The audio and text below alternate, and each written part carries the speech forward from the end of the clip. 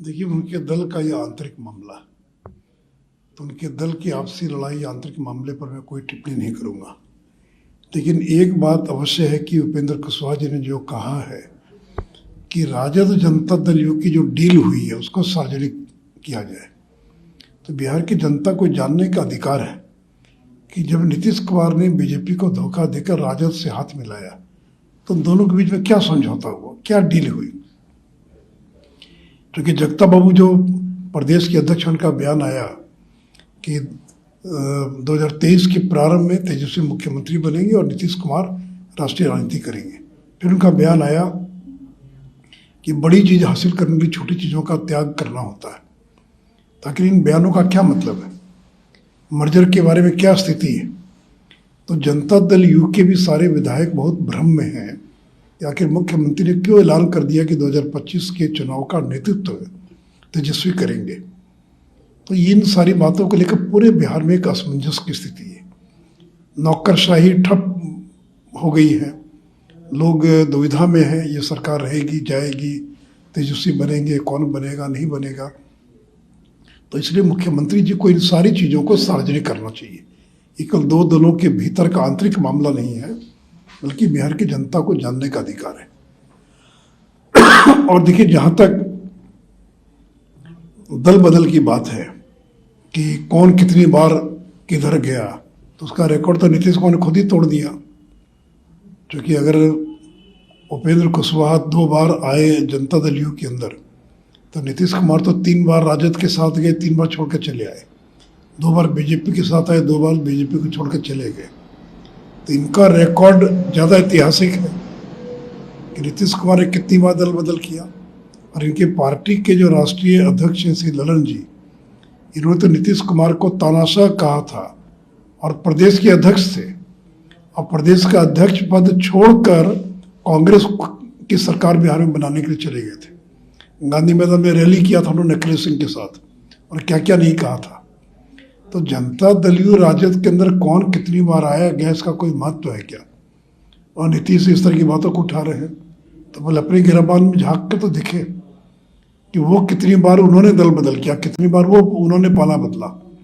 और तो खुद तेजस्वी यादव ने कहा था कि ये पलटी मार है, कितनी बार पलटी मार चुके, फिर पलटी मारेंगे, क्या करेंगे ये भी कोई नहीं जानता है। तो कुल मिलाकर जनता दल की जो आंतरिक लड़ाई है, इसका प्रभाव बिहार के अंदर प्रशासन पर पड़ रहा है।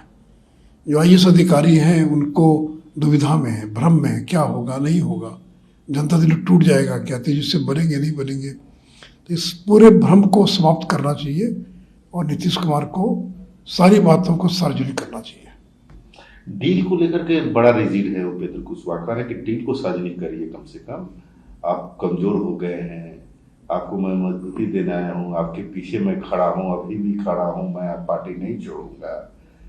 लेकिन कमजोर तो हो ही गए ना, नहीं तो 44 सीट कैसे जीतते।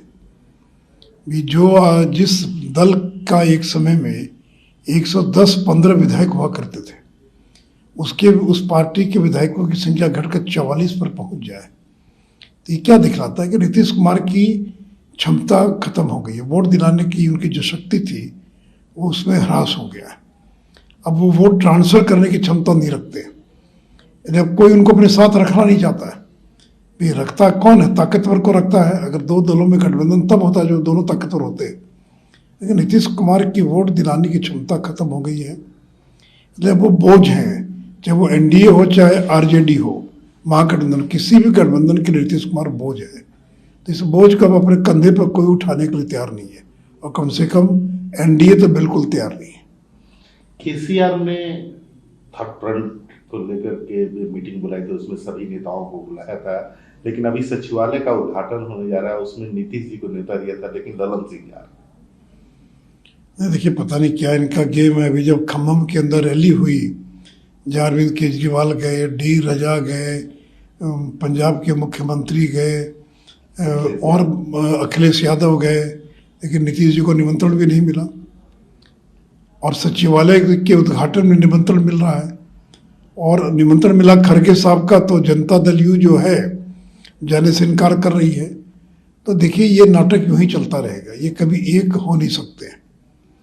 और लोगों को भी मालूम हो गया है कि अब जनता दल यू का कोई वजूद बिहार में नहीं बचा है।